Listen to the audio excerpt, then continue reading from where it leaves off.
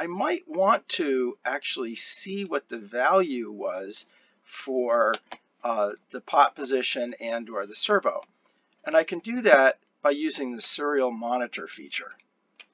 This is not really related directly to this particular exercise, but in general, it's a good way to do some troubleshooting. So to do this, you need to use the serial monitor. And you'll notice at the bottom here, it says serial monitor. So up comes a blank window because I haven't actually started reading anything yet. And what I need to do in order to actually get output to here, get information back through the cable from the Arduino, is to add a line to the setup, which is called serial.begin. And this sets up the serial connection back to the computer. And I have to type in a number which represents the rate that the data is going to come back, 9,600 bits per second. And then down in the loop, I can read that value back out. So what I'll do is say serial.println, print line. So that's going to print out what's in the parentheses on a line in the serial monitor, and then at the end of that line, it'll drop down to the next line automatically. That's what the ln means. Print and drop down a line. Now, what I want is I want the, let's just have the value for the pot position, right? So I can just type pot position. And let me run that and see what that does.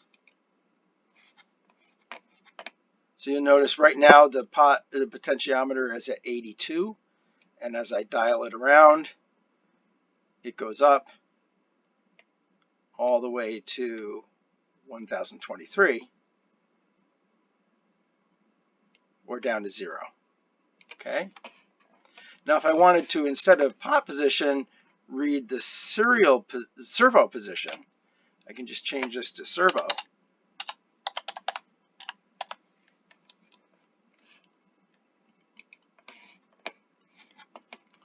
And now I'm getting the actual servo position. If I go down to here, you notice it doesn't go below 1.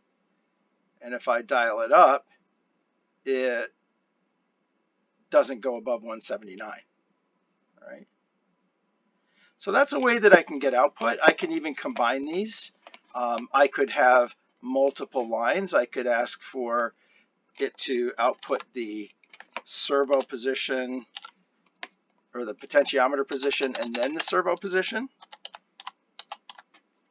Probably the easiest way to do it. All right. So it'll do one line with the potentiometer position, which will be the higher one, and the next line will be the servo position.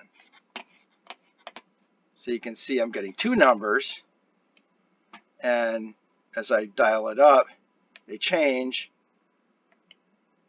So you can see that 1023 maps to 179, and coming down, 0 maps to 1, right? Because that's how I set up my map. And finally, and I might lose some of you on this, I can do it all on one line. And I can combine text with this.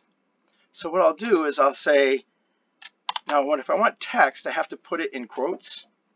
And I'll just say pot for pot position. All right.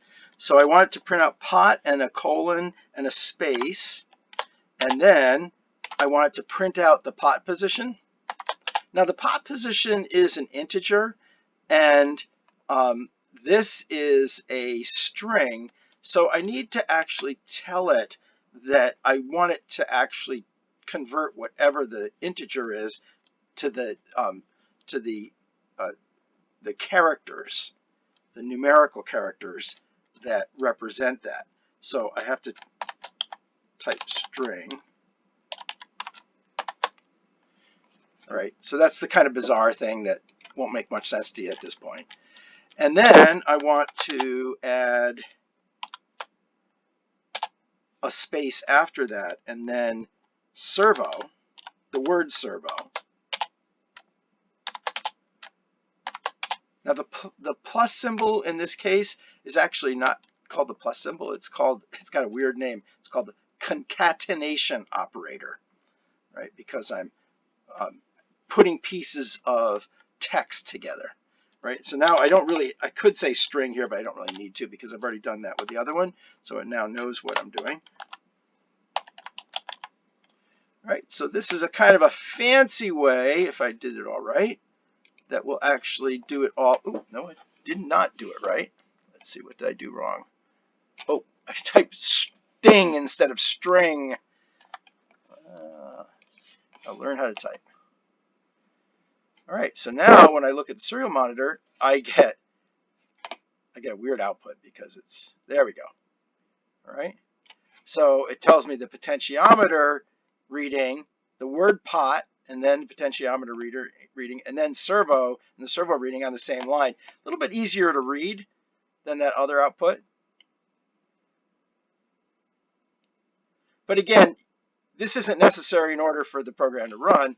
It's only a convenience for me in troubleshooting. Okay.